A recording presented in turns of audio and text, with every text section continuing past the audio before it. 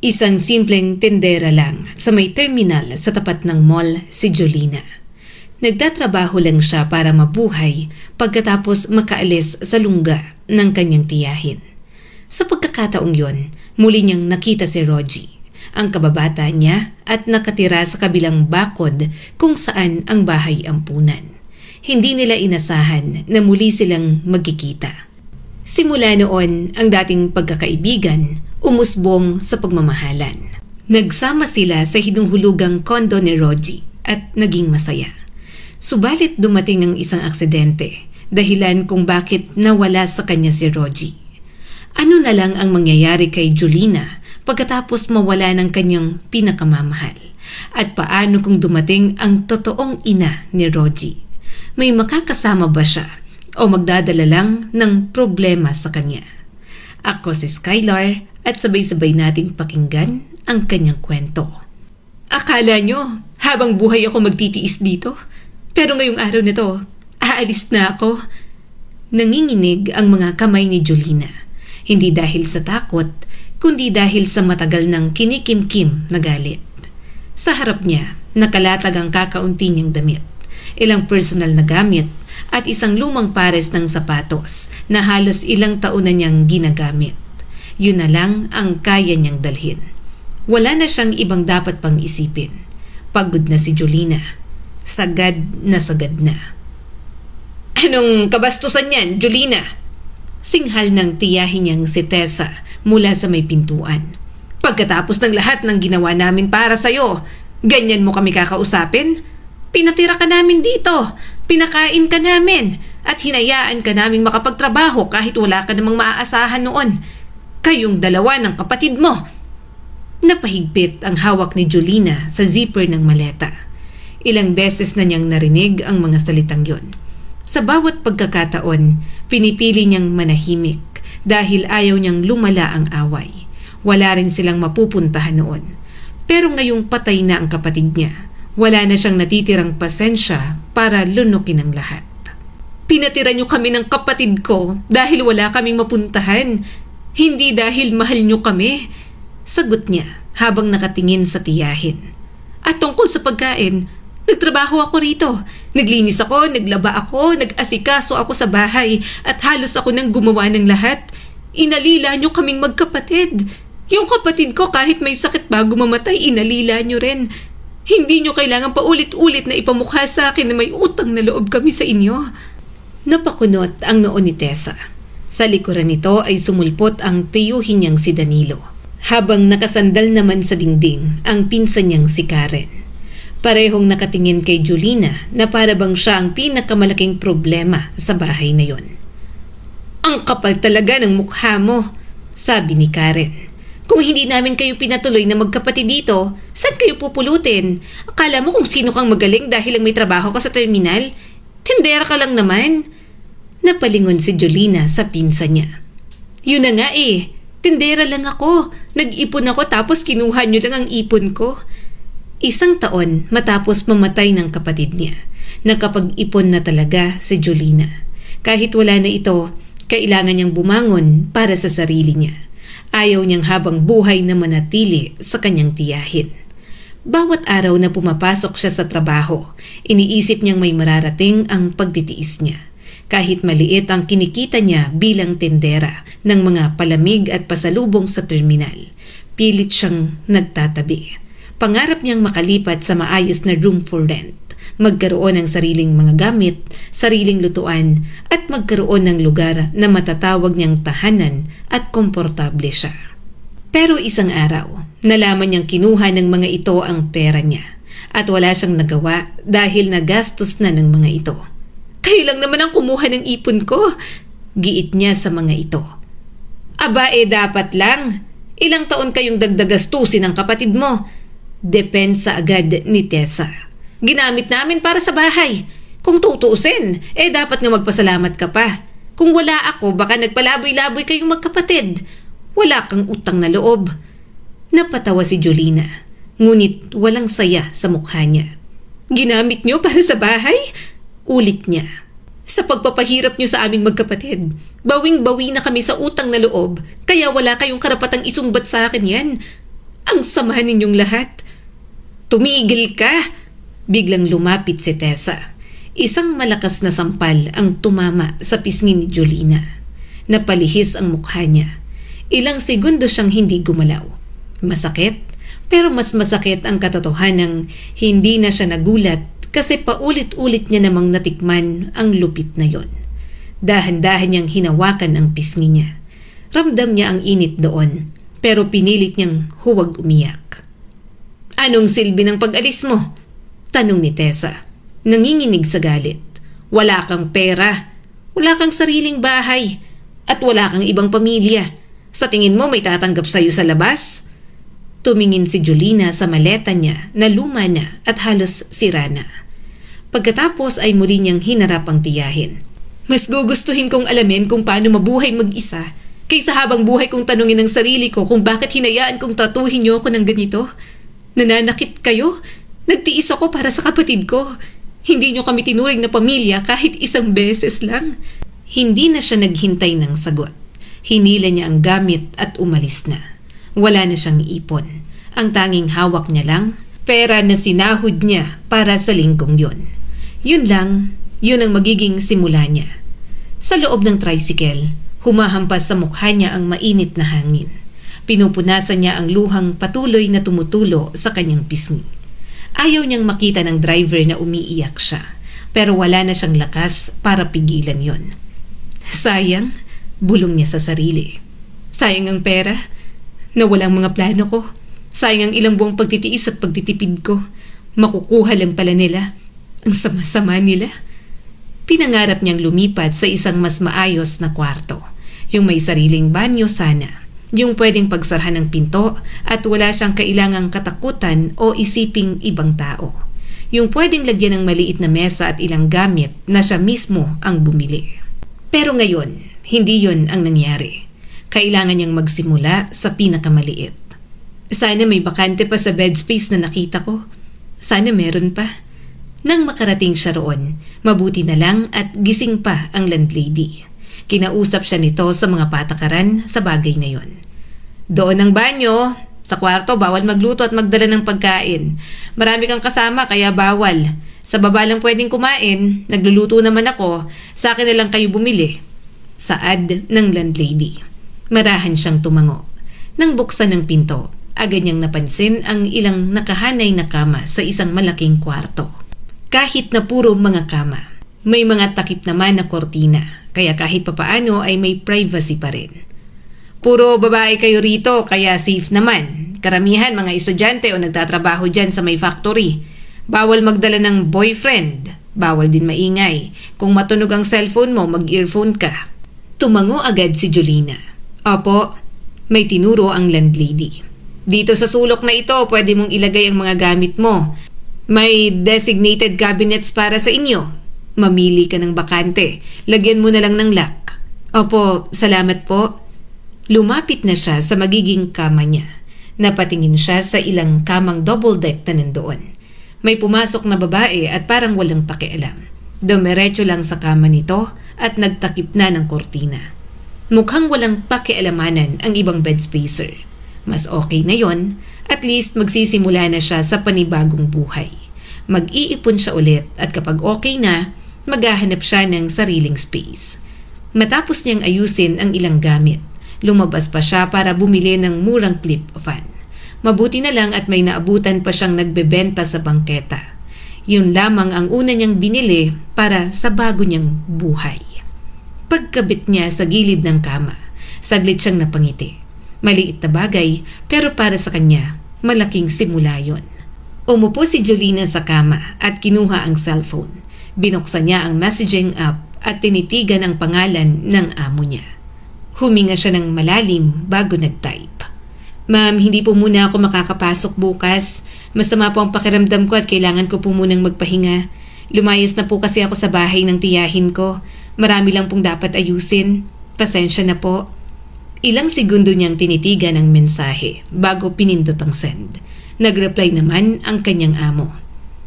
Mabuti naman at umalis ka na dyan. Ilang taon ka nang nagtitiis. Okay, sige. Si Lei ang ipapatao ko bukas sa tindahan.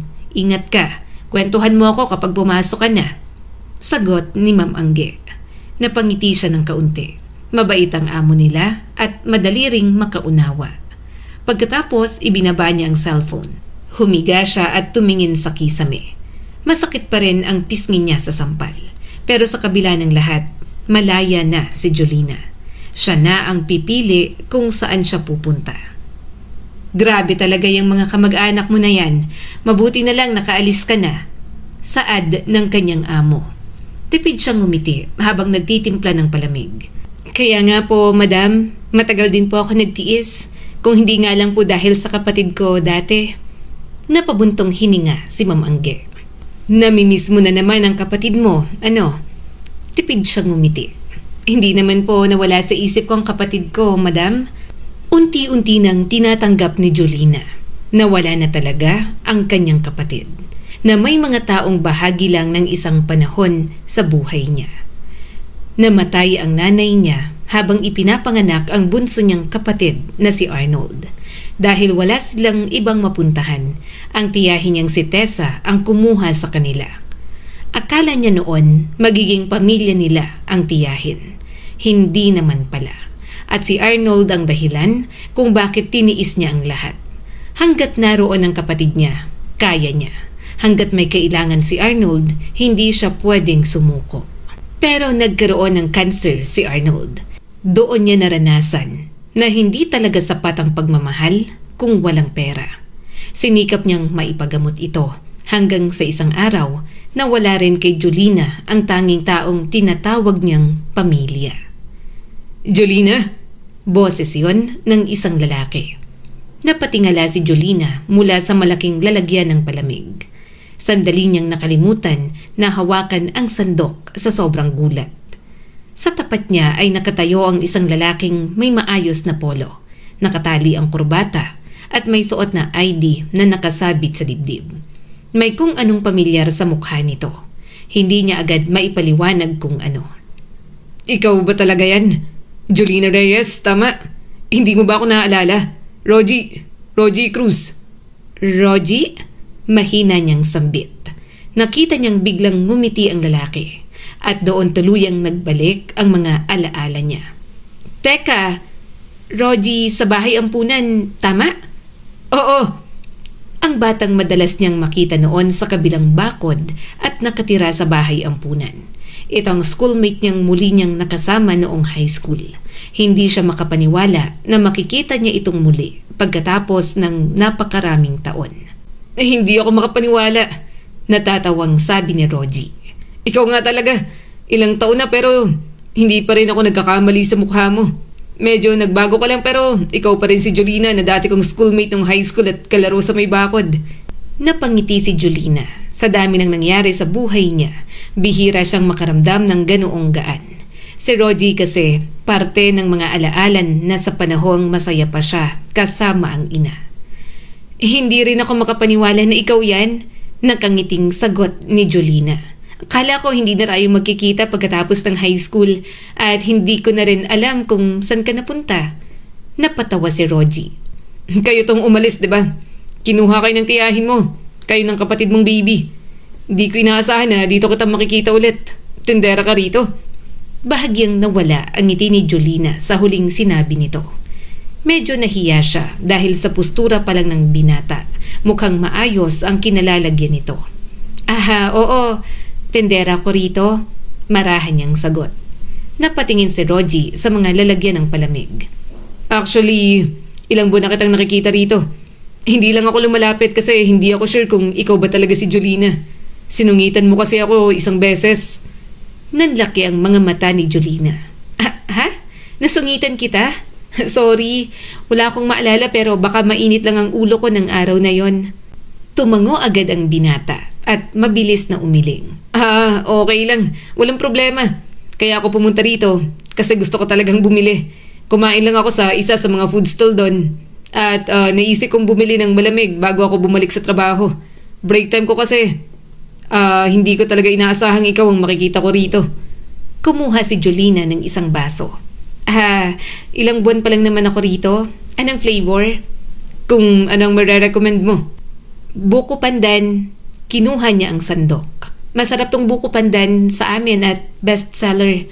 Napangiti naman si Rogie at nakatingin pa rin sa kanya. Sige, buko pandan. Habang sinasali niya ang palamig sa baso, hindi pa rin siya makapaniwalang nasa harapan niya si Rogie. Magkano? Tanong ni Rogie. 35. Inayos niya ang takip at kumuha ng straw. Inabot nito ang pera, pagkatapos ay hindi agad umalis. Sa halip, tumingin ito sa kanya ng matagal at bahagyang tumabi. May bumibili na kasing ibang customer. May oras ka ba mamaya?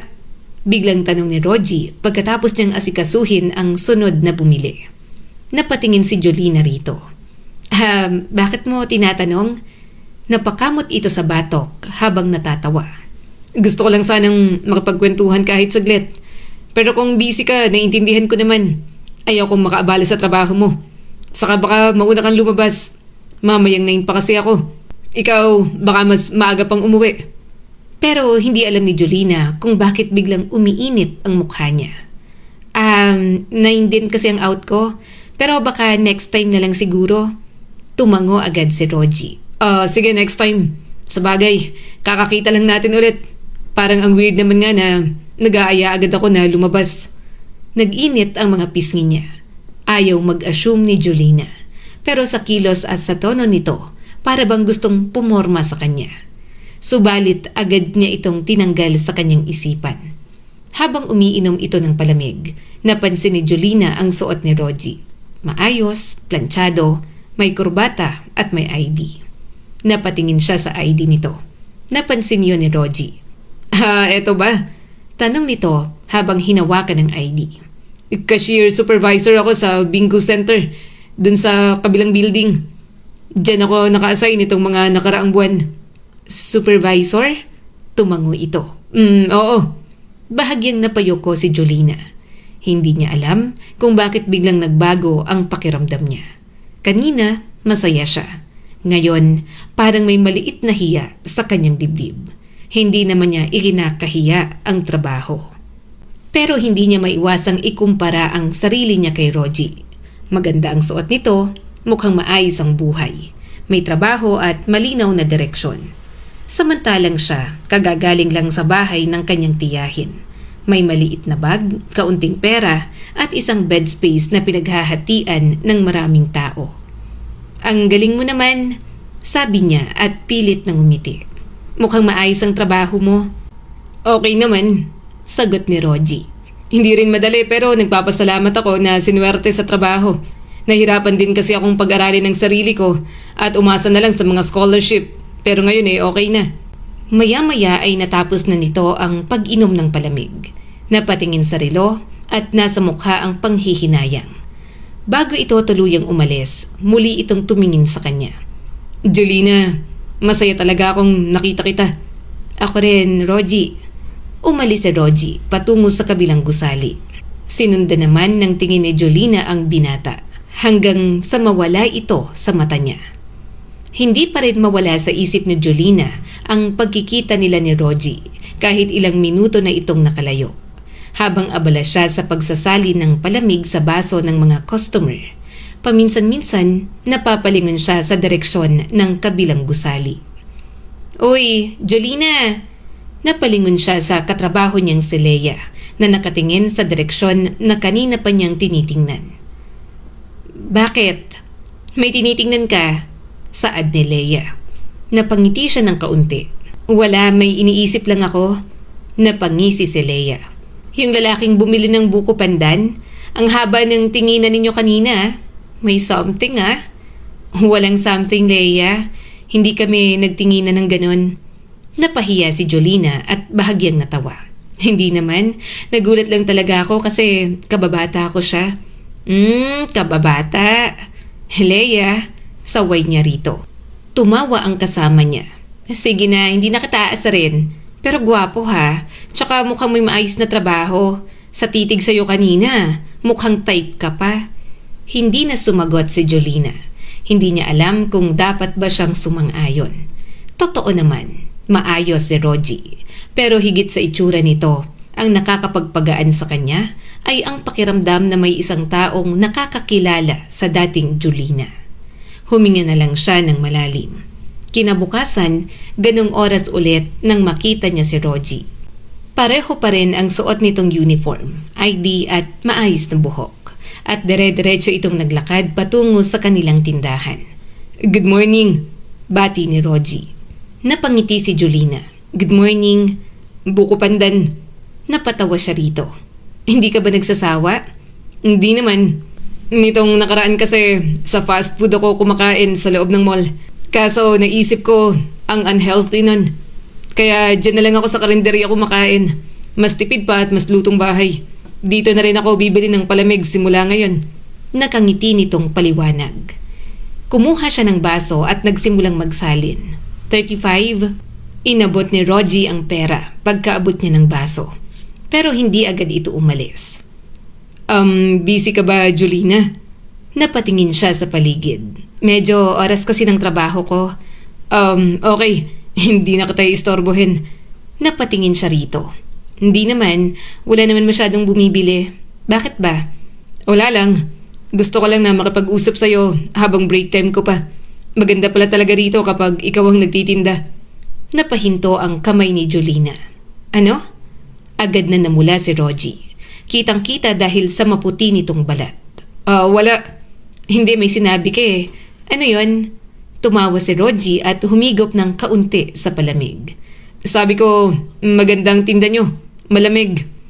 Napailing si Jolina habang pinipigilan ang ngiti.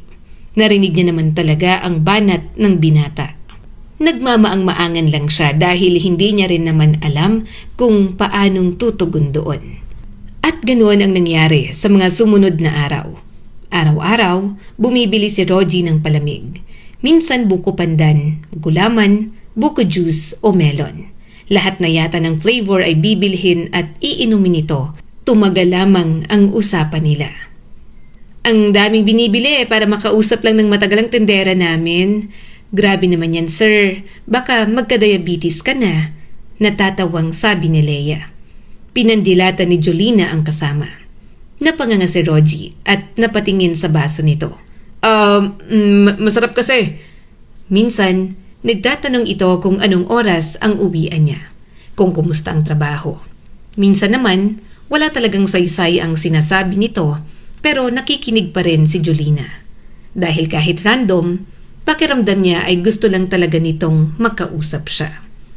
"Jolina, may asawa ka na ba?" tanong ni Rogie. Napatingin siya rito. "Ha?" Umiwas ng tingin ng binata at namumula na naman. Wala lang. Bigla ko lang naisip. Curious lang." "Wala. Ni boyfriend nga, hindi pa ako nagkakaroon. Hindi ako nagkaroon ng boyfriend kasi mas inaalala ko ang kapatid ko noon, lalo na nang nagkaroon ng sakit." "Talaga?" Bahagya itong napangiti. "Ako rin, hindi pa nagkakaroon ng girlfriend. Sobrang nabisi kasi ako sa buhay. Mabuti na lang." "Bakit mabuti na lang?" Natigilan si Rogie. Wala, ibig sabihin, mabuti na lang kasi baka busy ka sa kapatid mo." Napailing si Jolina habang natatawa. Pero nang umalis si Rogie, agad siyang sinalubong ng mga kasama niya. "Jolina, may gusto na talaga sa'yo yun?" "Wala," sagot agad ni Jolina. "Kayo talaga?" "Wala raw. Gwapo tapos supervisor pa. Gusto ka nun. Ang swerte mo kapag sinagot mo." Nag-init ang kanyang mga pisngi. "Tumigil nga kayo. Hindi nga nanliligaw eh." Pero kahit pinagtatawanan siya, hindi niya maiwasang mapangiti. Hindi niya alam kung ano ang nararamdaman ni Rogie. At ayaw niyang mag-assume, lalo na sa kalagayan niya ngayon. Wala siyang pera, wala siyang sariling bahay. Hindi pa niya alam kung saan siya dadalhin ang buhay. Hindi niya kayang dagdagan ang mga problemang dala na niya. Pero kapag nakikita niya si Rogie, parang pansamantalang gumagaan ang lahat. Isang hapon, muli itong bumili ng palamig. "Buko pandan ulit?" tanong ni Jolina. "Hindi ka pa rin nagsasawa?" Mahinang tumawa si Rogie. Hindi. Baka magka-diabetes ka kakapalamig mo." Bago pa makasagot si Jolina, sumingit si Leia. "Baka hindi naman sa palamig ang dahilan kung bakit araw-araw siyang pumupunta rito." Nagkatinginan ng lahat. Napayoko si Jolina. Leia, tumawa ang mga kasama niya. Ano? Inosenteng tanong ni Leia. Tanungin mo kaya Jolina kung gusto ka niya. Lalong lumakas ang tawanan. Si Rogie naman ay nakatingin lamang kay Jolina. Naramdaman niyang umiinit ang buong mukha niya. Tumigil kayo, baka isipin niya assuming ako. Mariing sambit ni Jolina. Tumikhim naman ang binata at matamis ng umiti. Hindi naman. Pwede kang mag-assume kasi nandito nga naman ako at nagpapapansin. Biglang natahimik ang lahat. Napatingin si Jolina kay Rogie. Hindi naman mahirap magustuhan si Jolina. Malambing pang sabi nito. Napatakip siya sa mukha nang asarin siya ng mga kasama niya. Kahit amo niya, inaasar na rin siya. Hindi na alam ni Jolina kung saan siya titingin. Gusto niyang magtago sa ilalim ng mesa. Tumigil kayo? Mahina niyang sabi. Pero lalo lamang nagtawanan ang mga ito. Hindi na makatingin si Jolina. Sa loob-loob niya, gusto niyang magalit sa mga kasama. Pero sa totoo lang, hindi niya rin maipaliwanag kung bakit may maliit na bahagi ng puso niya na masayang masaya. Pagsapit ng gabi, unti-unti nang nagsara ang mga tindahan sa paligid. Isa-isang umalis ang mga nandoon. Nagliligpit na rin si Jolina ng mga lalagyan ng palamig. Pagod na siya, pero ibang pagod na yon kumpara sa mga nakaraang araw. Kahit papaano, mas magaan ang pakiramdam niya. Pagkatapos niyang punasan ng mesa, isinuot niya ang maliit niyang bag. Mauna na ako, sabi niya sa mga kasama. Mag-iingat ka! Habang naglalakad papuntang sakayan, may tumawag sa kanyang boses ng lalaki. Jolina! Napalingon siya kay Rogie. Ikaw pala. May isang motor na nakaparada roon at nakasandal si Rogie. Ngumiti ang binata. Alam kong malapit lang naman ang inuwian mo. Pero naisip kong ihatid ka. Napatitig si Jolina sa motor. Hindi na kailangan. Magta-tricycle na lang ako. Ayokong maabala ka. Hindi. Inilabas nito ang isang kulay pink na helmet. Ang totoo niyan, bumili pa ako ng isa pang helmet para meron kang masuot kapag pumayag kang ihatid kita. Nag-alinlangan siya. Hindi siya sanay na may naghihintay sa kanya. Mas lalo na't wala naman siyang inaasahang ganoon. Pero ang sadya nitong pagbili ng helmet para sa kanya, talagang nakakataba ng puso. Napabuntong hininga siya. Okay, sige. Isinuot ni Rogie ang helmet at iniabot ang isa sa kanya. Suotin mo. Maingat niya yung kinuha. Nang makasakay siya sa likod ng motor, bahagya siyang napaatras dahil hindi siya sanay. Nang umandar ang motor, napahawak si Jolina sa maliit na hawakan sa likuran. Hindi niya kayang lumapit kay Rogie. Pero nang humarurot ng kaunti ang motor at napadikit siya, napahawak na siya sa bewang nito. Hindi niya alam kung napansin yun ni Rogie. Pero siya mismo, ramdam na ramdam niya. Sige, kapit ka lang dyan, Jolina. Masayang sambit ni Rogie. Habang humahampas ang malamig na hangin sa kanyang mukha, nakaramdam si Jolina ng kakaibang saya. Hindi niya alam kung ano ang magiging papel ni Rogie sa buhay niya. Pero nagagalak ang puso niya na muling makita ang binata. Huminto ang motor sa tapat ng isang makitid na eskinita kung saan naroon ang bed space na tinutuluyan ni Jolina. Salamat, mahina niyang sabi. Walang anuman. Napatingin ito sa paligid at sa bahay na tinutuluyan niya. Dito ka nakatira? Tumango si Jolina. Oo, bed spacer lang ako. 6 kaming nasa kwarto at puro babae naman. Kanya-kanya kaming kama at buhay. May kortina naman bawat kama. Kaya kahit paano may privacy. Yan pa kasi ang kaya ng budget ko. Napatingin siya sa bahay at bahagyang nahiya. Hindi naman sa ikinakahiya ang tinutuluyan niya. Pero hindi rin niya maipagmamalaki yon. Lalo na kapag ikinumpara sa maayos na trabaho at pananamit ni Rogie. Saglit na hindi nagsalita ang binata.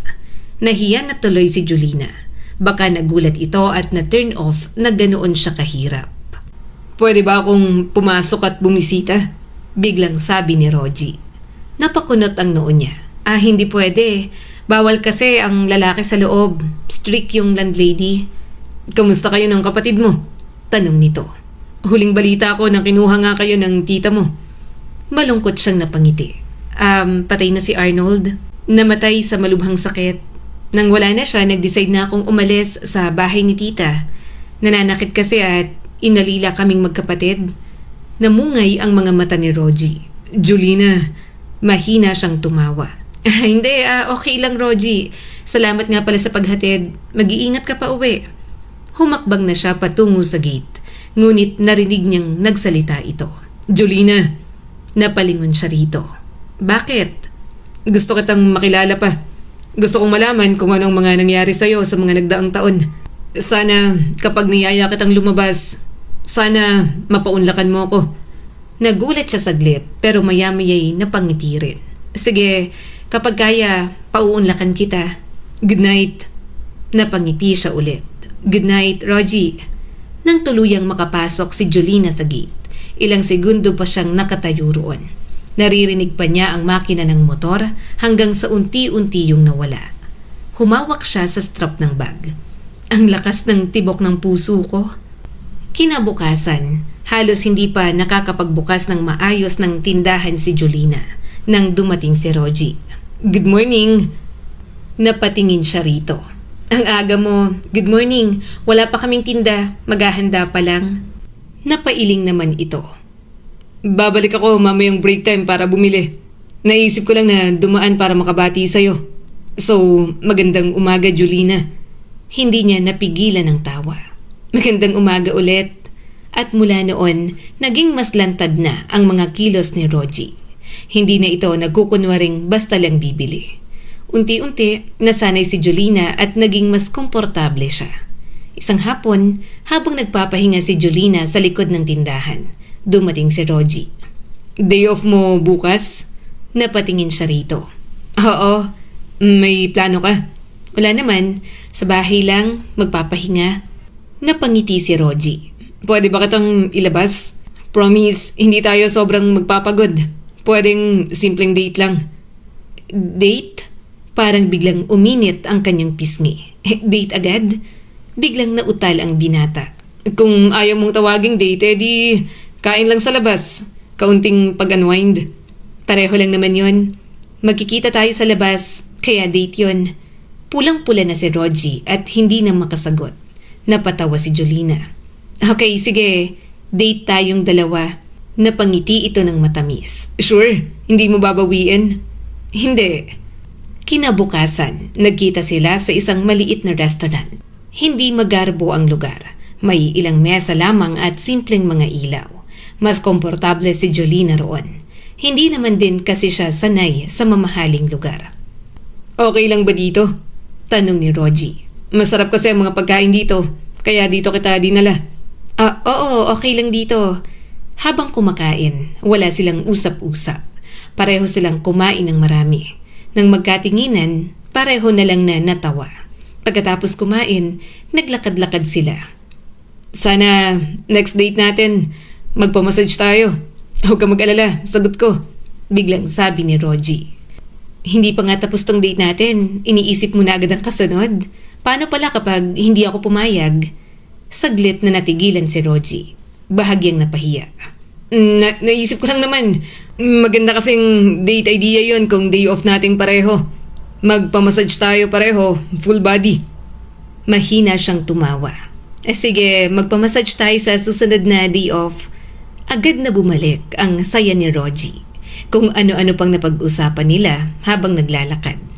Nang umupo sila sa bench, mas lumalim pa ang mga naging usapan nila. Marami akong pinagdaanan. Patuloy ni Julina sa kanilang pinag-uusapan. Nawala ang ngiti ni Rogie. Julina, hindi na siya makatingin ng diretso kay Rogie. Ibinaba niya ang tingin sa mga daliri. Gusto mong ikwento? Maingat na tanong ni Rogie.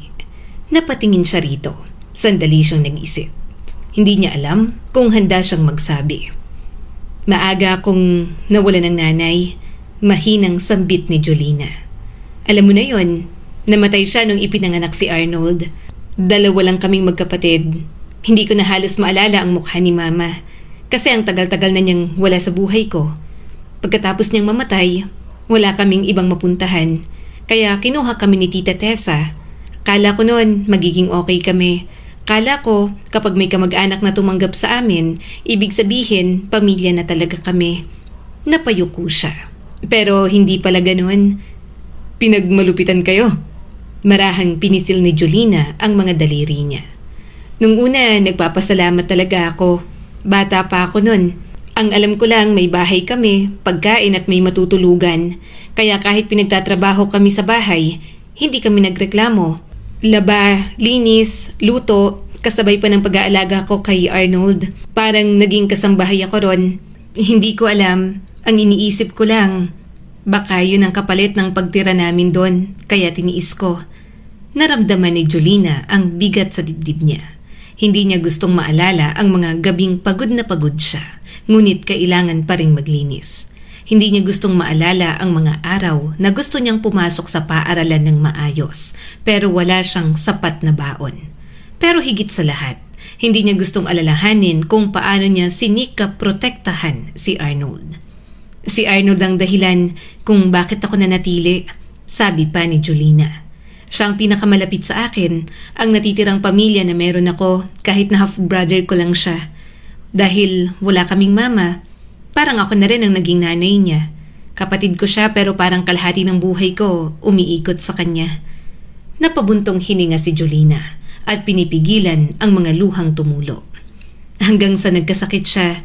Nang na-realize ko kung gaano kaseryoso ang sakit niya, parang gumuho ang mundo ko, Rogie. Ilang beses niya nang naikwento ang pait ng buhay niya sa ibang tao. Nang mamatay ang kapatid niya, parang ayaw na niya talagang mabanggit. Pero dahil unti-unti na siyang nagiging komportable at nakaka-move on sa lahat ng sakit, hindi na mahirap ibahagi kay Rogie. Anong naging sakit niya? Tanong ng binata. Biglang bumigat ang pakiramdam niya. Cancer. Hindi ko agad naintindihan nung una. Ang alam ko lang, madalas siyang nanghihina. Akala ko simpleng sakit lang, pero nang lumala, dinala ko sa ospital. Talagang nag-ipon pa ako noon para lang mapatingnan siya. Kasi hindi naman kami niyan bibigyan ni tita sa mga ganong bagay. Parang ang bilis ng lahat. May mga araw na umaasa akong gagaling siya.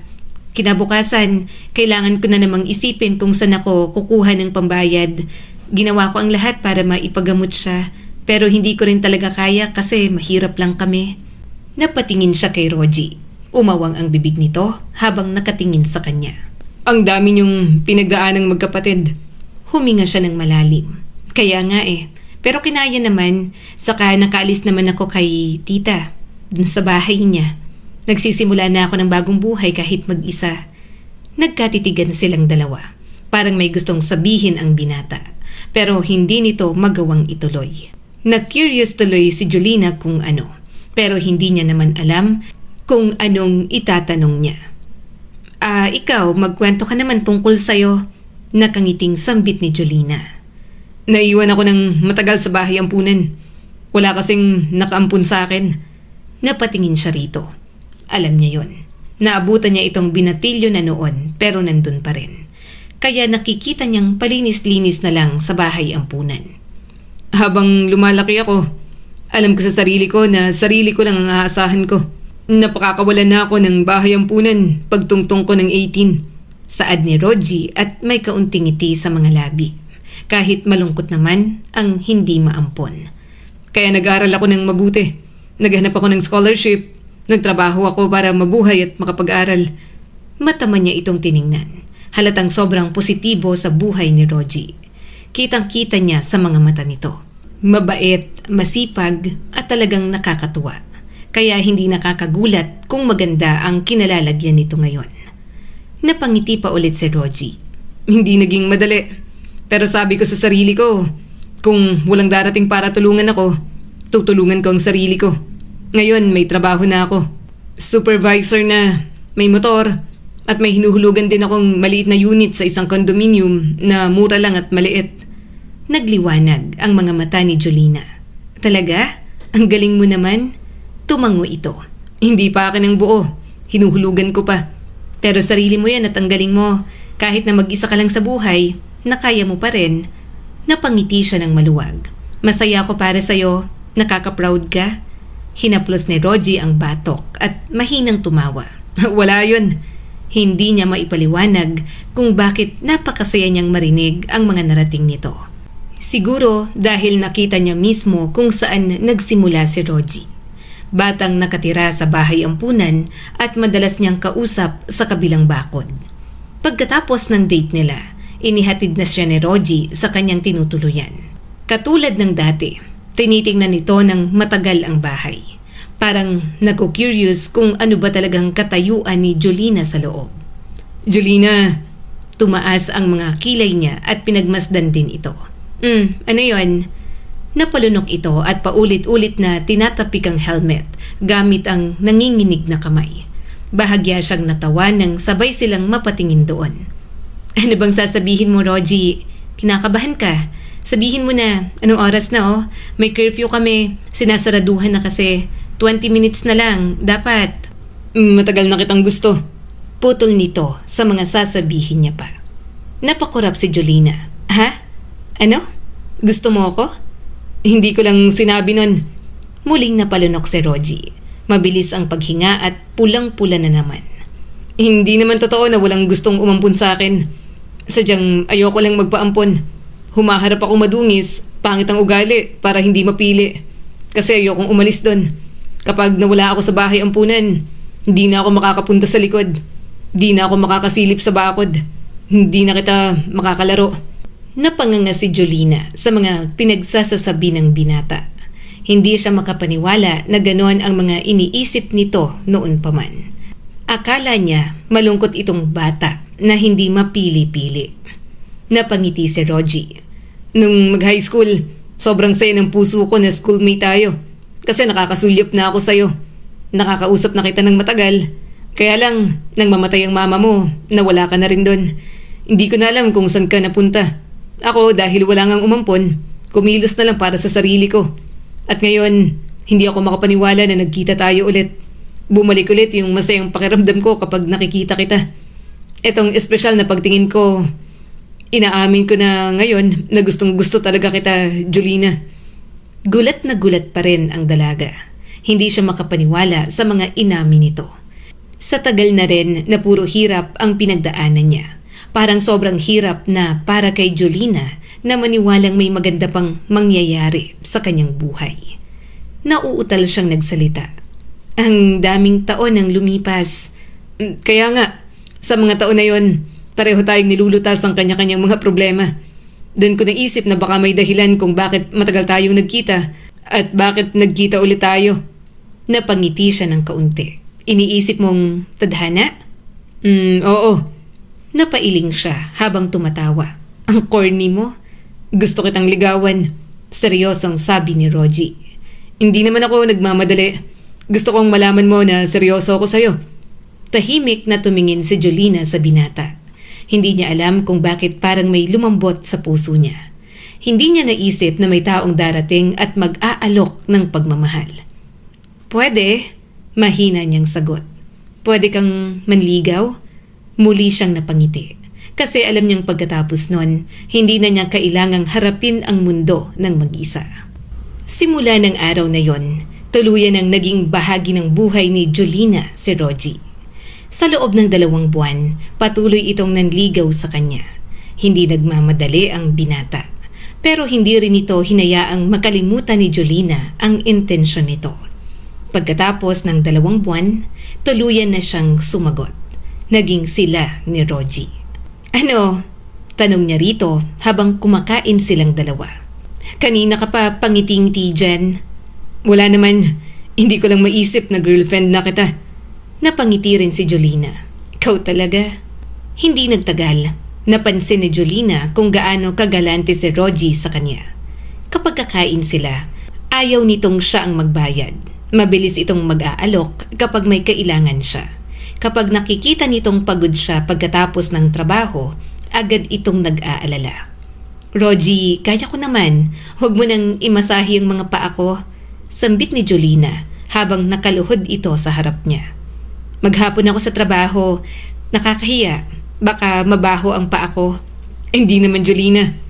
Buong araw ka nakatayo. Pagod ka at hayaan mo kong gawin to sa'yo. Malambing na sabi ni Rogie. Bahagya siyang natawa. Ang sweet mo talaga. Alam mo, naiisip ko, hulog ka ng langit sa akin. Anghel ka siguro.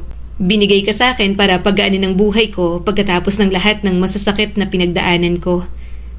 Ang pogi ko namang anghel, natatawang sambit ni Rogie. Napangiti ng matamis si Jolina. Para talagang anghel na binigay sa kanya ng Diyos si Rogie. Walang masamang tinapay sa boyfriend niya. Kahit isang beses ay hindi siya nakaramdam ng pagka-turn off dito. Palaging maganda ano man ang ginagawa, basta tungkol sa kanya. Bukod doon, nakikita niya rin kasi kung paano ito sa ibang tao. Kapag may nakita itong mga pulubi, kakainin na lang, ibibigay pa ni Rogie. Kaya mas napatunayan niyang mabuti talagang lalaki ang kanyang boyfriend. Siya nga pala, may binili ako. Masayang sabi nito. Inabutan siya ng maliit na tube ng hand cream. Ano to? Hinaplos ni Rogie ang mga kamay niya. Para sa kamay mo, magaspang na kasi. Napatawa si Jolina. Bakit? Nakakadiri bang hawakan? Agad nanlaki ang mga mata nito at paulit-ulit na hinalikan ang mga kamay niya. Hindi ako nandidiri sa kamay mo. Baka na-offend ka. Naisip ko lang mabigyan ka kasi nararamdaman ko na magaspang. Pero kahit ano pang kamay mo, kahit may tae pa yan, hahawakan ko pa rin. Malakas na tumawa si Jolina. Ewan ko sa'yo, dami mong sinabi. Normal lang naman kasi to. Kasi ilang taon na ako nagtatrabaho. Sa bahay ng tita ko, ako palagi ang gumagawa ng mga gawaing bahay. Napabuntong hininga si Rogie at yumakap sa kanya. Kung mayaman lang ako na sanang kumupkup sa inyong dalawa ni Arnold. Hindi nyo sana naranasan yun. Napangiti si Jolina. Huwag mo nang isipin ang mga bagay na tapos na. Okay naman ako. Saka itong hand cream, di mo naman kailangan akong bilhan. Ang mahal nitong brand na to ah. Gusto kong bilhan ka. Mahal para effective talaga. Mahal kita, kaya bagay sa'yo, mahal din. Mahinang tumawa si Jolina. Ang corny mo palagi, Rogie. Ang swerte ko naman, nabingwit kita. Suminghap si Rogie at sinapo ang mukha niya. Kaya nga, ang swerte mo. Kaya dapat, madalas mo akong lambingin. Napatawa na lang ulit siya. Dahil bawal ang lalaki sa bed space, madalas siyang inaaya ni Rogie sa maliit nitong condominium unit. Nung una ay nag-aalangan pa siya. Hindi naman sa ayaw niyang sumama. Hindi lang siya sanay na bastang pumunta sa bahay ng isang lalaki. Sigurado kang okay ka lang? Tanong ni Jolina. Bakit hindi? Girlfriend naman kita. Wala akong kasama sa unit ko. Naging madalas ang pagpunta niya roon. Minsan, pagkatapos ng trabaho, dederecho siya sa kondo ni Rogie. Doon siya kakain at magpapahinga dahil gusto ng boyfriend niya na asikasuhin siya pagkatapos ng trabaho. Sobrang maalaga kasi ng binata pagdating sa kanya. Minsan, doon na rin siya mag-overnight. Umupo ka lang, sabi nito isang gabi.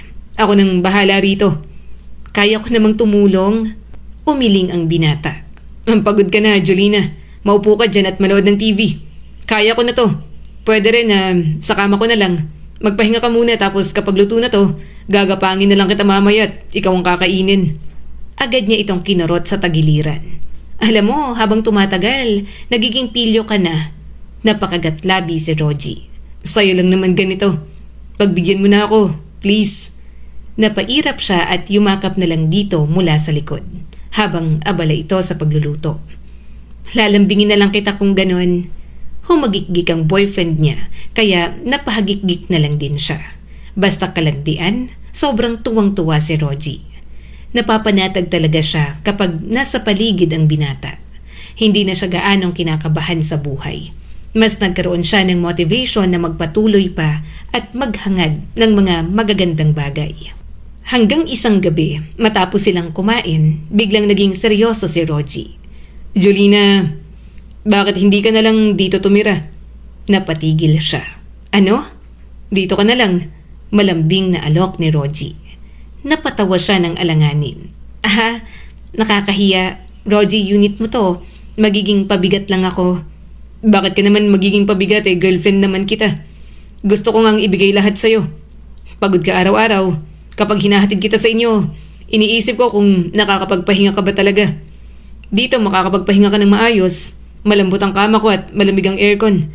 Hindi rin ako mag-aalala palagi. Napakagatlabi si Jolina. Kung makapag-alok ang kanyang boyfriend, parang alam na alam nitong mahihirapan siyang tumanggi. Ang gusto lang naman talaga ni Rogie, maging komportable siya sa buhay niya. Saka hindi naman dapat bago to. Kasi balang araw, kapag mag-asawa na tayo, magsasama rin naman. Sambit pa nito. Asawa? Napanguso ang binata at umiwas ng tingin. Bakit saan mo pa ba inaasahan na pupunta ito? Siyempre doon din. Umawang ang bibig niya. Parang sinabi na rin ito na sigurado na ito sa kanya. Walang paligoy-ligoy at walang pagdadalawang isip. Live-in tayo? Mahinang tanong ni Jolina. Tumango agad ang kanyang boyfriend. Sigurado ka? Paano kung magsawa ka? Tumawa si Rogie. Hindi ako magsasawa. Adik na nga ako sa'yo. Parang mamamatay ako kapag hindi na kita nakikita araw-araw. Umismid siya sa kalokohan nito. Rogie, ang OA mo, di mo alam. Paano kapag napagod ka na sa akin? Hindi naman palaging ganyan ang nararamdaman. Bago pa lang tayo kaya siguro ganyan ang nararamdaman mo. Jolina, kahit tumagal pa tayo ng ilang taon, kahit tumanda na tayo, sa tingin ko, hindi kita pagsasawaan. Nangingilid ang luha sa mga mata ni Jolina. Talaga, Rogie? Ang bolero mo? Hinawakan nito ang kamay niya. Bolero ako pero totoo naman ang lahat ng sinasabi ko. Natatawa na lang siya. Hindi siya makatingin kay Rogie. Gustong-gusto niya lahat ng ugali nito. Tuluyan ng tumulo ang luha ni Jolina. Gusto kitang makasama. Napapagod na rin kasi ako sa buhay ko. Gusto kong magkaroon ng tahanan. Gusto ko ng taong matatawag kong pamilya. Gusto ko na may tao akong aasahan kapag napapagod na ako. Buong buhay ko, ako ang umaasikaso sa ibang tao. Ako ang nag-aalaga at nagtitiis. Lumapit ang kanyang boyfriend at hinalikan siya sa noo. Kung gayon, hayaan mo ako na tumupad dyan sa mga gusto mo. Nandito na ako, Jolina. Pwede mo na akong asahan kapag napagod ka. Pwede kang tumigil sa pagtatrabaho kung gusto mo at magpahinga. Maghihintay sa akin dito kapag galing ako sa trabaho. Ang saya nun, di ba? Tumango siya kaagad at hindi na napigilan ang paghikbi. Gustong-gusto, Rogie. Simula nang tumira siya sa kondo ni Rogie, tumigil na siya sa pagtatrabaho. Naging abala siya roon. Naglilinis, nagluluto, naglalaban ng mga damit, nag-aayos ng mga gamit. Para siyang housewife sa bahay at naghihintay lamang sa asawa na masipag at sobrang bait. Maganda sigurong may mga halaman dito, sabi niya minsan sa kanyang boyfriend nang mapansin ang bakanteng balkonahe. Like may pananim tayo kahit kaunti.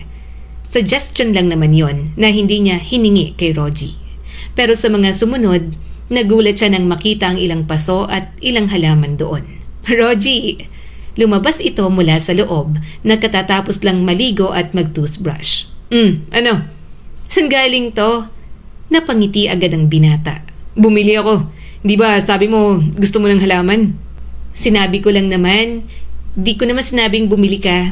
Dagdag gastos tuloy sa'yo. Tumawa si Rogie at inayos ang buhok niya. Huwag mong isipin yan. Bumili ako ng halaman para may pagkakaabalahan ka rin. Saka dito ko na nakatira. Kung anong nakikita mo sa tingin mong maganda, pwedeng-pwede. Paano kapag ginawa kong pingtong kondo mo? Napakamot ito sa sentido at tumawa. Di sige. Basta ikaw ang nag-ayos. Lumundag na lang siya at yumakap kay Rogie. Sobrang saya ni Jolina. Sobrang spoiled na spoiled siya sa kanyang boyfriend. Hindi niya naman sasamantalahin yon, pero masaya siya na sa isang sabi niya lang, lahat ay gagawin ng kanyang boyfriend maibigay lamang. Mula noon, naging libangan niya ang pag-aalaga ng mga halaman. Tuwing umaga, dinidiligan niya ang mga yon. At habang lumalaki ang mga halaman, parang may parte rin ng buhay niya na unti-unting nagkakaroon ng ugat. Hindi sila mayaman, hindi naman sobrang pangmayaman ang kondo nila. Hindi mamahalin ang mga gamit. Pero para kay Jolina, sobrang yaman nila sa pagmamahal ni Rogie. 2 taon ang lumipas. 2 taon ng simpleng buhay, tawanan, pagtatalo sa maliliit na bagay, at pagbabatian pagkaraan ng ilang minuto. Para na silang mag-asawa. Kapag may pera, pinag-uusapan nila kung saan gagamitin. Habit nila ang palaging mag-budget. Kahit wala siyang trabaho, hindi siya kailanman sinumbatan ni Rogie. May tiwala ito sa kanya. Lahat-lahat ay isinusulit na. Ikaw na kaya ang mag-budget? Baka masyado akong magtipid? Tanong niya kay Rogie. Ikaw na, may tiwala ako sa'yo. Ikaw sa budget, may ipon pa nga ako. Ikaw, okay lang sa akin na nagtitipid tayo. Nakakaipon ka nga rin eh. Ang galing-galing mo kaya palagi. Napairap naman si Jolina. Wala naman akong ginawa na hindi magaling sa'yo. Lahat na lang pinupuri mo. Bulag na bulag ka talaga sa pagmamahal sa akin. Mabuti na lang, mabait ako. Paano na lang kung hindi pala ako mabait, Rogie? Kawawa ka naman. Malambing na yumakap si Rogie sa kanya. Kaya nga, buti na lang, ikaw ang mahal ko. At yon ang pinakamasarap na pakiramdam para kay Jolina. Magmahal ng taong minamahal din siya. Ngunit habang lumilipas ang panahon, may isang bagay silang parehong pinapangarap. Ang magkaroon ng anak. Sinubukan nila ngunit hindi talaga naging madali. Nang malaman ni Jolina na mahirap para sa kanya ang magbuntis, hindi niya napigilan ang sarili niyang sisihin. Sorry, hindi kita mabigyan ng anak? Lumapit ito sa kanya. Jolina, wag mong sabihin yan. Gusto ko naman. Gusto ko rin pero hindi ko talaga kaya. Sabi ng doktor may chance naman daw kaso maliit lang. Sorry. Hindi na niya napigilan ang mga luhang tumulo. Pero pinunasan ni Rogie ang mga luha niya para sa kanya. Hindi mo kailangang humingi ng tawad. Gusto ko rin magkaroon ng anak pero gusto kong makasama ka. Okay lang kahit na wala. Magiging masaya pa rin naman ako. Tayo. Kahit tayong dalawa lang. Talaga? Hindi ka magsisisi? Umiling si Rogie. Hindi, Jolina. Hindi kita minahal dahil kaya mo magkaroon ng anak. Para sa akin, bunga ng pagmamahal kung magkakaanak tayong dalawa. Pero kahit wala, mahal pa rin naman kita. Kaya hindi mo kailangan mag-alala. At doon niya naramdaman ang tunay na bigat ng pagmamahal nito. Hindi talaga nakabase si Rogie sa kung ano ang kaya niyang ibigay. Makalipas ang ilang araw, may inabot si Rogie sa kanya. Isang maliit na kahon na agad niyang ipinagtaka. Ano to? Buksan mo. Nang buksan niya yon, natigilan siya. Isang singsing ang naroon. Napatingin siya kay Rogie. Rogie, magpakasal na tayo. Hindi siya agad nakapagsalita. Napuno ng luha ang mga mata ni Jolina. 2 taon na silang nagsasama. Minsan, iniisip niyang ayaw siyang pakasalan ng binata dahil hindi niya ito mabigyan ng anak. Pero yon at nagbibigay na ng assurance na kailangan niya. Mag-iipon tayo. Gagawin natin kung anong kaya natin. Basta maidaos ang kasal na maganda pa rin. Malumanay na sambit ni Rogie. Pero hindi kita kayang bigyan ng anak? Hinaplos nito ang mukha niya. Ano naman? Kung wala, di wala. Kung gusto mong magkaroon ng anak, mag-ampun tayo. Maraming bata ang walang magulang. Maging magulang na lang tayo para sa ibang bata. Hindi mahalaga kung magkakaanak tayo o hindi. Kasi kahit meron o wala, gusto ko pa rin na mapakasalan ka, Jolina. Mabilis niyang pinunasan ang mga luha niya. Sigurado ka? Hindi ka ba natatakot? Hinawakan ni Rogie ang kanyang kamay. Natatakot lang akong mawala ka. 2 taon pa lang tayong magkasama. Pero pakiramdam ko, buong buhay na kitang hinihintay. Tuluyan ng umiyak si Jolina. Kahit siya, ganun din ang nararamdaman. Ang tagal niyang naging malungkot. Nang dumating ito sa kanyang buhay, ang saya ng puso niya at parang palaging may pag-asa. Hindi niya kailangan ng malaking bahay, mamahaling singsing o perpektong buhay. Ang kailangan niya lang ay isang taong mananatili sa tabi niya. At sa pagkakataong yun, napatunayan niyang si Rogie ang taong yun. Kaya mahigpit niyang hinawakan ng kamay nito. Oo, pakakasalan kita. Nang isuot nito sa daliri niya ang singsing, napaluha na lang siya. Mayroon na siyang tahanan, mayroon siyang taong masasandalan, at higit sa lahat, mayroon siyang pagmamahal na hindi humihingi ng kapalit. Isang araw, day off ni Rogie, napagdesisyon na nilang magpunta sa mall. Gusto kasi nitong ipasyal siya. Simple lang naman ang plano nila. Kakain, mag-iikot, at kung may makita silang kailangan, sa kanila bibilhin. Ayaw niyang gumastos ng malaki dahil pareho nilang iniisip ang nalalapit nilang kasal. Habang naglalakad sila sa second floor, nakahawak si Jolina sa braso ni Rogie. Paminsan-minsan ay may itinuturo siyang damit o gamit sa mga shop, pero kadalasan ay tumitingin lang siya. Nang mapadaan sila sa isang home and lifestyle shop, biglang bumagal ang lakad ni Jolina. Sa loob ng salamin ay may nakadisplay na isang malaking bathtub. Napatingin siya roon ng matagal. Hindi niya namalayan, napansin pala yon ni Rogie. Gusto mo? Napalingon siya rito. Ha? Yung bathtub gusto mo bang bilhin natin? Nakangiting tanong ni Rogie. Napatawa si Jolina. Hindi naman, saka parang pangmayaman lang naman ang bathtub. Aha, pwede naman na may bathtub kahit hindi mayaman. Saka maluwag naman ang banyo. Kasya pa siguro kapag meron. Kanina mo pang tinitingnan. Kung gusto mo, bibilhin natin. Napailing siya kaagad. Hindi, ang mahal niyan. Tinitingnan ko lang kasi ang ganda. Rogie, may pinag-iipunan tayo para sa kasal natin. Hindi tayo basta-basta gagastos. Pero gusto mo, Jolina, masarap magbaba dyan pagkatapos ng trabaho.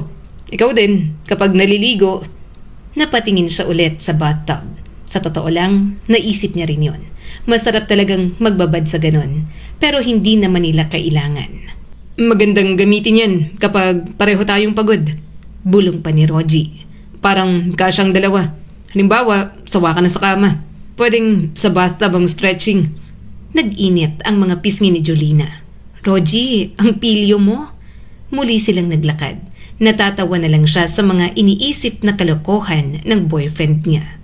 Kinabukasan, naisip ni Jolina na malapit na ang anniversary nila. Isang buwan pa bago ang eksaktong araw. Pero ilang linggo nang iniisip ni Jolina kung ano ang magandang regalo para kay Rogie. Gusto kong special ang gift ko sa kanya. Mabuti na lang may ipon ako. Pero ano namang ireregalo ko sa kanya? 3 years na kami. Hindi naman kailangang tumbasan ang mga regalong ibinibigay nito sa kanya. Gusto niya lang talaga itong mapasaya. Isang gabi, habang nakahiga sila sa kama, tahimik niyang pinag-iisipan yon. Anong iniisip mo? Napalingon siya kay Rogie. Wala naman. Iniisip ko lang anong ulam ang lulutuin ko para sa lunchbox mo bukas. Kahit ano. Wala naman akong arte sa pagkain. Gusto mo ng chop suey? Tanong ni Jolina. Tumango ito at inayos ang kumot sa katawan niya. Oo, yun na lang. Bigla siyang napatingin sa bag ni Rogie. Nakita niyang luma na yon. Maayos pa naman, pero halatang ilang taon na nitong ginagamit. Napangiti siya sa sarili. Bag na lang ang ireregalo niya. Jolina, mataman siyang tinitingnan ni Rogie. Mahal na mahal kita. Kahit nasan ako at kahit anong mangyari, mahal na mahal kita palagi. Napangiti siya at niyakap ito ng mahigpit. Mahal na mahal din kita. Kaya kinabukasan, habang nasa trabaho si Rogie, pumunta siya sa shop kung saan makakabili ng brand ng bag na gusto nito. Nang makapili, binayaran niya yon at pinabalot. Sana magustuhan niya to. Ang hirap niyang isipan ng regalo. Hindi na siya makapaghintay sa 3rd anniversary nila. Nang makauwi, tinago niya yon sa lugar na alam niyang hindi agad makikita ni Rogie. Gusto niya kasing maging sorpresa yon. Lalo na at nung mga nakaraang anniversary nila, simpleng mga regalo lang ang naibigay niya. Ilang araw ang lumipas. Normal lamang ang gabi. Nasa kondo si Jolina, naghahanda siya ng hapunan habang hinihintay si Rogie. Hindi pa ito umuuwi, kaya napatingin siya sa orasan. Late yata siya ngayon. Bakit wala pa rin si Rogie? Tinuloy niya ang pagluluto. Nagulat siya nang bigla na lang natabig ang baso. Nasapo niya ang dibdib. Nakakagulat? Sakit naman sa dibdib. Mahina niyang sabi at pinulot na ang mga bubog. Pagkatapos magligpit, tinuloy niya ulit ang ginagawa. Napangiti siya nang maluto ang pagkain. Yun nga lang, wala pa rin si Rogie. Hindi pa rin ito nakakauwi. Nasaan na kaya yun? Tanong niya sa sarili at kinuha ang cellphone. Tatawag na sana si Jolina kay Rogie pero natigilan siya nang makita ang hindi pamilyar na numero. Napakunot ang noo niya. Ha? Sino tong tumatawag? Hello? Sagot ni Jolina. Magandang gabi po. Kayo po ba si Jolina Reyes? Girlfriend po kayo ni Rogie Cruz? Biglang nanlamig ang katawan niya. Opo, bakit po? Ma'am, tumatawag ako mula sa ospital. Umawang ang bibig ni Jolina. Ano pong nangyari? Naaksidente po kasi si Mr. Cruz. Hindi na niya narinig ng malinaw ang sumunod na mga salita. Basta naaksidente raw sa motor ang boyfriend niya. At ngayon isinugod na ito sa ospital at kritikal. Yun lamang ang mga salitang paulit-ulit na pumapasok sa isip niya. Mabilis niyang pinatay ang tawag. Kinuha ang bag at dali-daling lumabas ng kondo. Sa biyahe papuntang ospital, paulit-ulit siyang nananalangin na wala sanang nangyaring masama sa boyfriend niya. Rogie, nanginginig ang mga kamay niya. Please, sana okay ka lang. Kayanin mo. Pagdating niya sa ospital, halos tumakbo siya papunta sa emergency room. Rogie Cruz, agad siyang lumapit sa nurse. Rogie Cruz po, naaksidente sa motor? Tiningnan ng nurse ang pangalan sa listahan. Family po ba kayo? Girlfriend, live-in partner? Napatingin ang nurse sa kanya. Nasa loob pa po siya, ma'am. Critical po ang kondisyon. Ginagawa po ng mga doktor ang lahat. Maghintay lang po kayo rito. Napahawak si Jolina sa dibdib. Hindi niya matanggap na nasa critical na sitwasyon si Rogie. Kanina lang ay hinihintay niya itong umuwi. Hindi niya pa naibibigay ang regalo niya. Okay lang ang lahat, kaya bakit biglang naging ganoon sa isang iglap?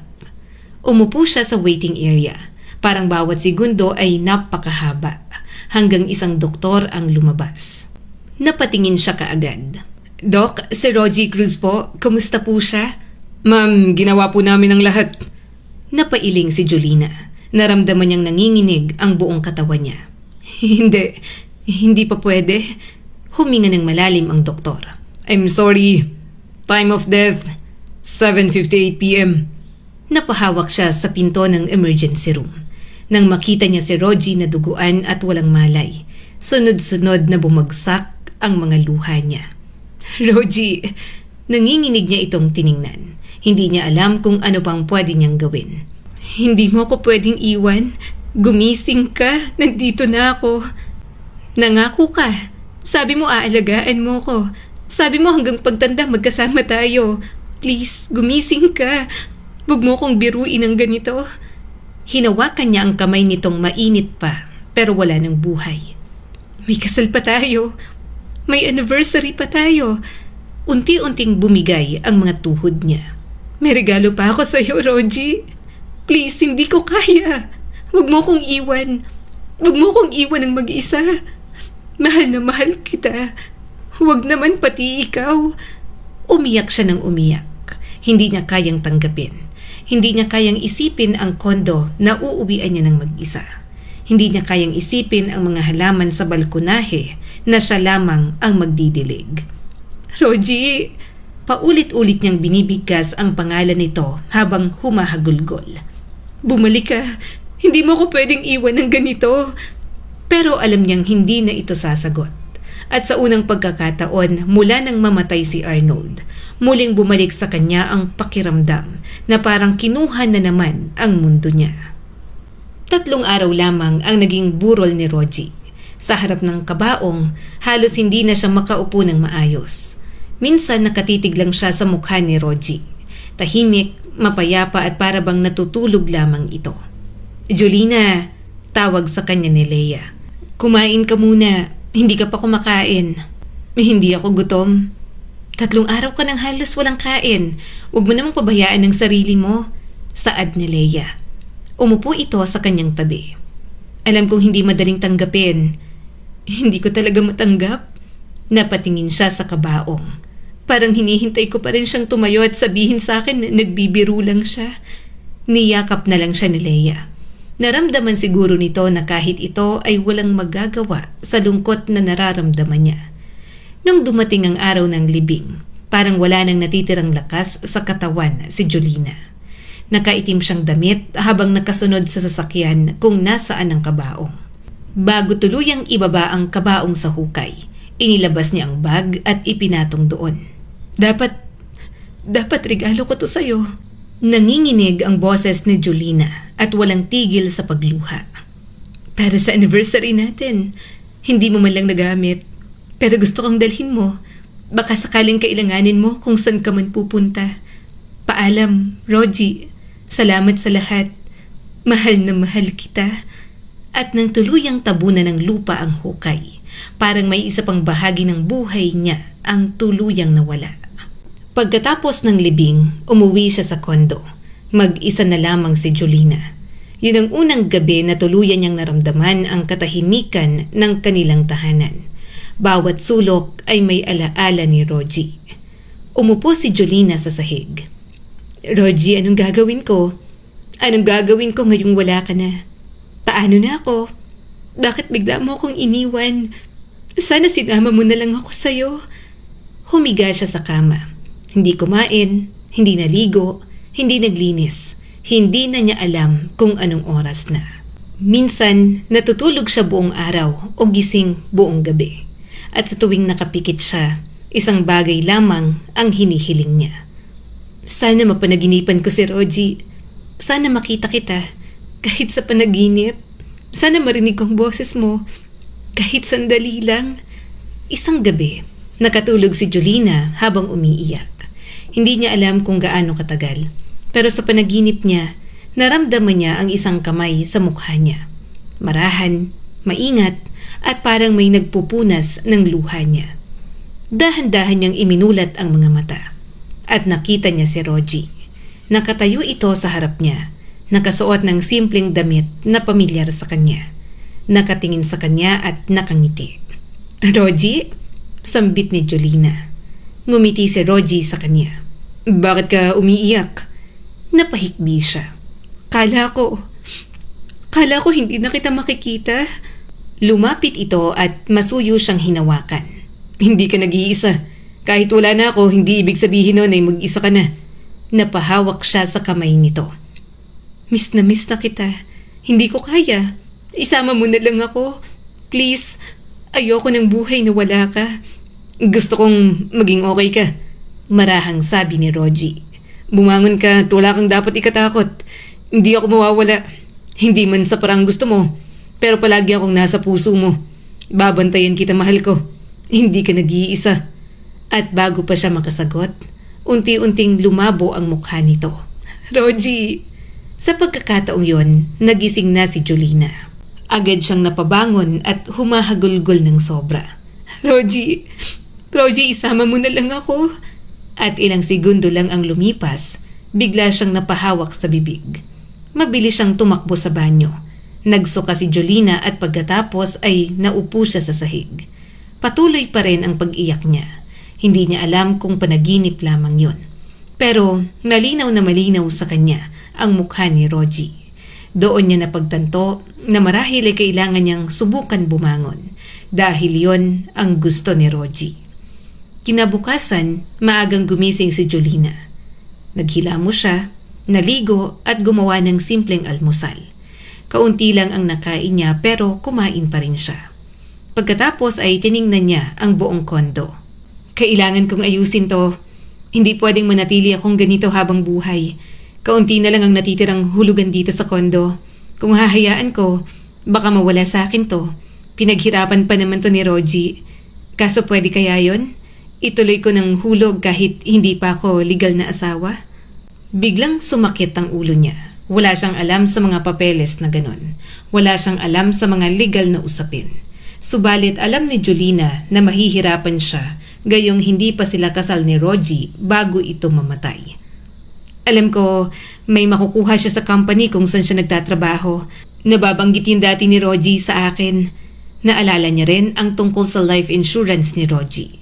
Sinabi nito na may compensation at insurance ito na pwedeng makuha na humigit kumulang 500,000 piso. Malaking halaga yon para sa kanya at umaasa siyang kahit papaano magagamit yon para mapanatili ang kondo at makapagsimula ulit. Ngunit muli siyang sinalubong ng parehong problema. Ma'am, hindi po kayo legal na spouse at wala rin pong anak. Hindi po kayong automatic beneficiary kung wala kayong dokumentong nagpapatunay. Nangilid ang mga luha ni Jolina. Wala na po ba talagang ibang paraan para makuha yon? Pinaghirapan yun ni Rogie.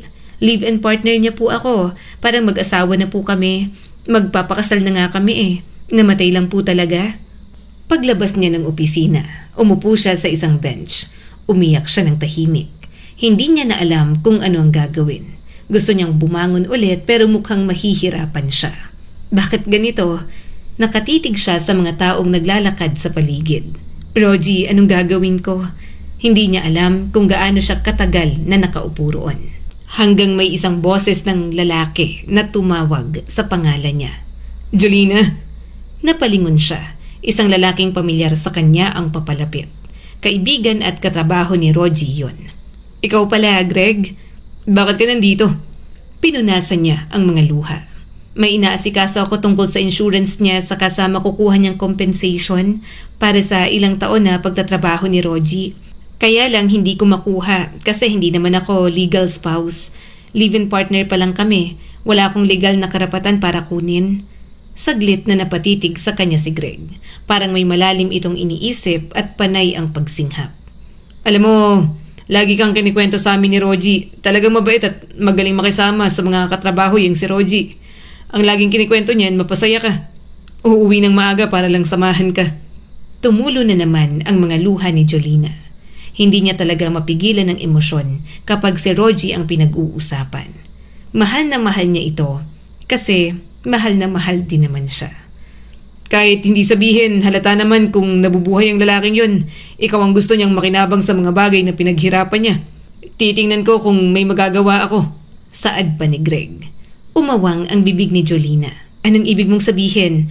Talaga matutulungan mo ako? Oo, tutulungan kita. Ako ang bahala. Malakas ako sa management. Gagawa natin ang paraan. Baka naman may beneficiary designation o anumang dokumentong iniwan si Rogie at hahanapin natin. Baka yung nakausap mo, hindi naghanap yun. Yun kasi yung nasa admin. Nakakainis talagang ugali nun. Ang sungit pa. Napahikbi si Jolina. Salamat, malaking bagay ito sa akin.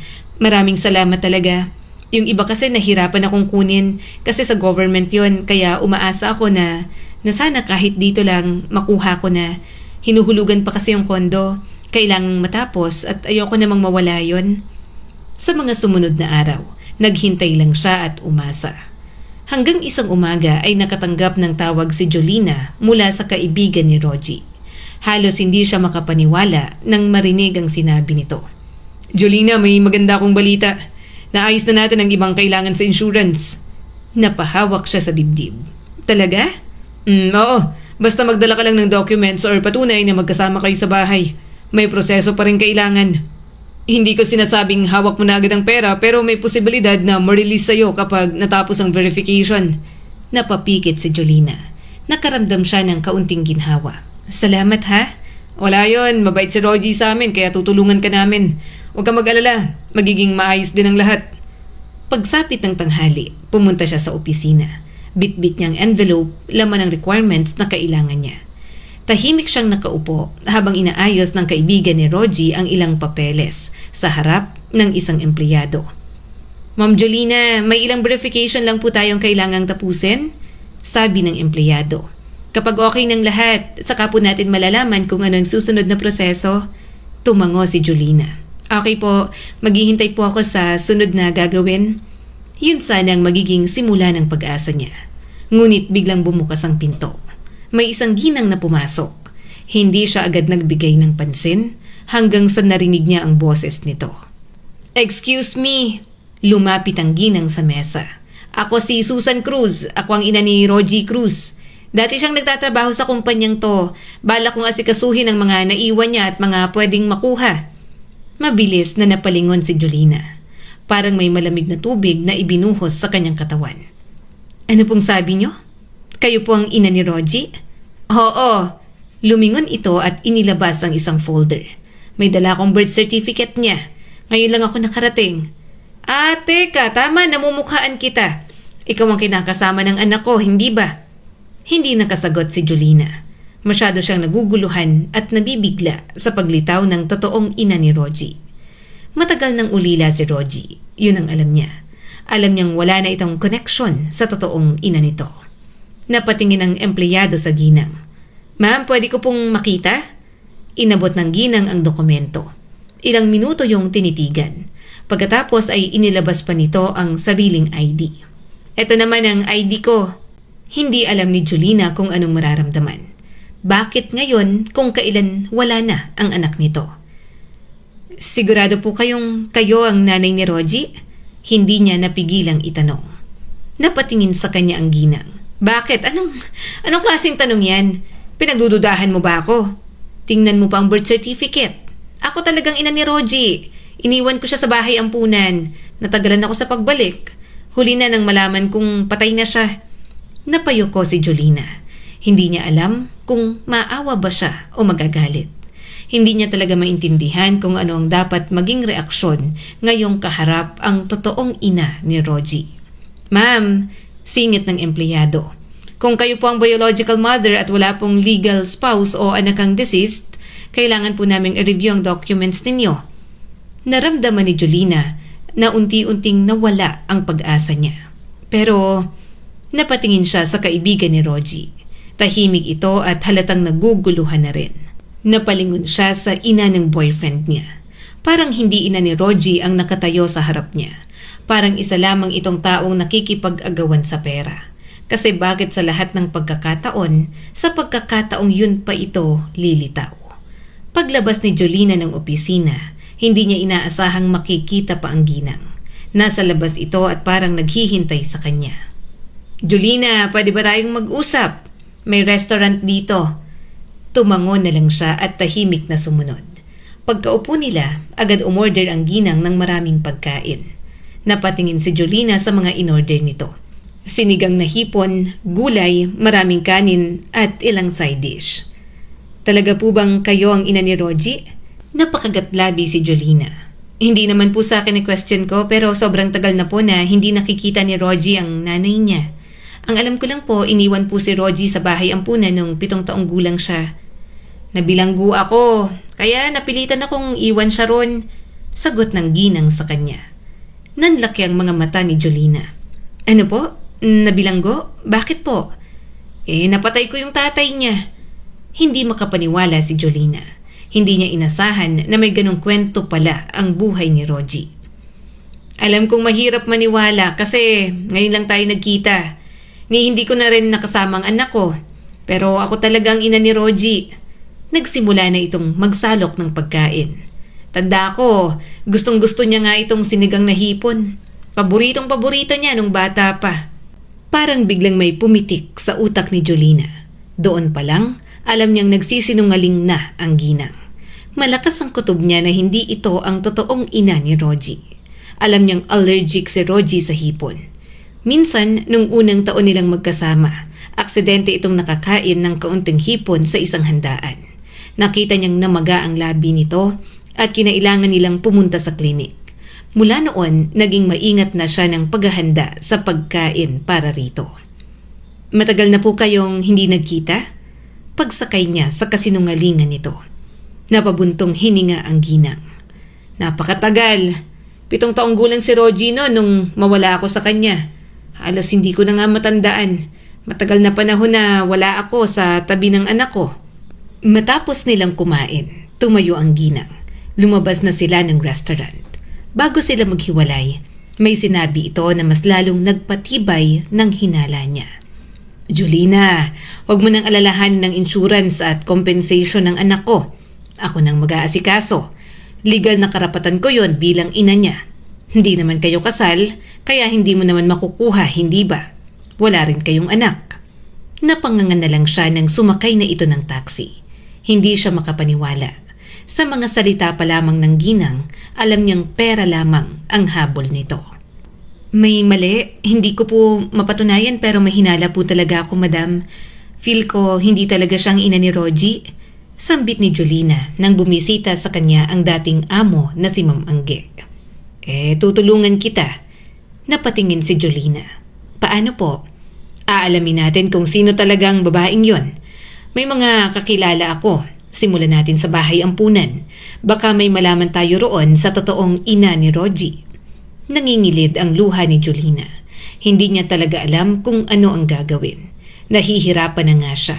Mukhang may gusto pang manloko sa kanya ng ganoon. Dito na po kayo kumain, madam. Nagluto po ako. Saad ni Jolina at tumayo.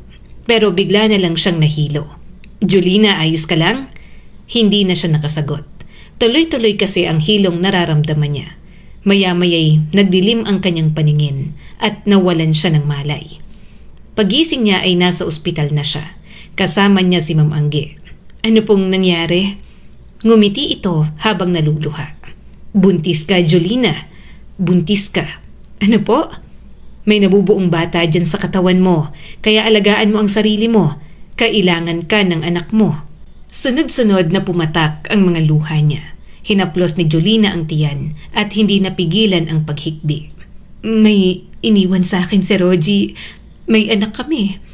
Ngayong nalaman niyang siya ay buntis, mas naging porsigido siyang makuha ang pera. Yun nga lang, talagang kinakwestiyon ng nagpakilalang ina ni Rogie ang lahat. Sigurado ka bang anak yan ni Rogie? Ilang buwan ang patay ang anak ko. Baka naman nagpabuntis ka sa iba. Galit niyang tiningnan ng ginang. Hindi ako ganyan na klase ng babae. Si Rogie ang ama ng bata. Kahit magpa-DNA pa. Hindi magmamatch sa akin ang batang yan kasi hindi ko apo. Bahagya siyang natawa. Talaga? Baka kaya hindi magmamatch kasi baka hindi kayo ang totoong ina ni Rogie. Ba't sumasagot ka? Muntik na siyang sugurin pero agad na pumagitna si Greg. Pero hindi talaga siya magpapatalo. Pakiramdam niya'y niloloko lang siya ng ginang na nasa harap. Imposibleng ito ang totoong ina ni Rogie. Sinabi mong paborito ni Rogie ang sinigang na hipon. Nakasama mo siya ng bata. Imposibleng yun ang paborito niya kasi allergic siya sa hipon. Giit pa ni Jolina. Nanlaki ang mga mata nito at bahagyang natigilan. Pero nakabawi agad. Sinungaling? Ikaw ang sinungaling. Gusto mong pakinabangan ng pera kaya nagpabuntis ka sa iba. Natapos ang usapan na hindi na naman naayos. Sobrang stress na siya. Minsan iniisip niyang isuko na lang. Hindi siya pwedeng ma-stress. Kailangan niyang alagaan ang anak at hindi mawala. Pero mukhang tinutulungan talaga siya ng Diyos na makuha lahat ng mga iniwan ni Rogie sa kanya. Excuse me? Tanong ng isang ginang na nag-aabang sa tapat ng building. Ikaw ba si Jolina Reyes? Napatingin siya rito. Mukhang maayos ang ginang. Maayos ang pananamit at may kasamang driver. Tila may kaya sa buhay. Kilala mo si Rogie Cruz, hindi ba? Magkasintahan kayo. Ako si Susan Cruz. Ako ang ina ni Rogie. Nabitiwan niya ang plastic na hawak. Napasinghap siya at mataman itong tiningnan. Kamukha nga ito ni Rogie. Nang pinatuloy niya sa kondo, napaluha agad ito nang makita ang picture ng anak. Doon na nito kinuwento ang mga nangyari kung bakit matagal itong nawala. Matagal na nabilanggo si Susan. Nang makalaya, sinubukang hanapin ang anak pero nahirapan. Hanggang sa nakapangasawa ulit at nagkaroon ng mga koneksyon para mahanap si Rogie. Yun nga lang, huli na, kaya siya na lang ang pinuntahan. Pero may iba po kasing nagpapanggap na ikaw? Mahinang sambit ni Jolina. At yung kwento mo, alam na alam niya po, nalaman ko lang po agad na peki siya kasi sinabi niya pong paborito ni Rogie ang sinigang na hipon. Umiling agad si Susan. Hindi yun ang paborito ng anak ko. Allergic siya sa hipon. Pinakita niya ang picture ng ginang. Ito po ang nagpapanggap na ikaw. Si Ellen yan. Nakasama ko sa bilangguan. Nabilanggo kasi scammer pati ang asawa niya. Akala ko naging kaibigan ko siya sa loob. Manggugulo lang pala. Nakahinga siya ng maluwag. Sa wakas, naayos na ang kanyang problema. Hinarap ni Susan ang mga manloloko. Siya naman, sa pangalan niya ipinoprocess para makuha ang pera. Ginamit niya yon para tapusin ang hulog sa kondo. Hindi rin siya nag-alala na mawawala yon dahil mapupunta naman yon sa anak niya. Simula rin noon, palagi na siyang binibisita ni Susan. Naging ina ito para sa kanya at inalalayan siya sa pagbubuntis. Sa amin ka na lang tumira, saad ni Susan. Ngumiti lang siya ng bahagya. Mas gusto ko po rito, Mama. Nandito po kasi ang mga alaala namin. Maya-maya ay may tumawag sa cellphone niya. Hello? Sino to? This is from Hydro and Home po. Dun po sa bathtub na pinapadeliver ni Sir Rogie Cruz po. Na suppose po na i-deliver last July 16. Sorry po sa 2 months delay. Nagkaroon lang po ng problema sa system namin dahil po sa nangyari. Ibabalik po namin kahit kalahati ng binayad niya. Umawang ang bibig ni Jolina. Ano? Bathtub? Opo. Para siyang nananaginip. Hindi siya makapaniwala Pero nang i-deliver na nga ang bathtub at inayos sa loob ng banyo, doon palang tuluyang nag-sink in sa kanya.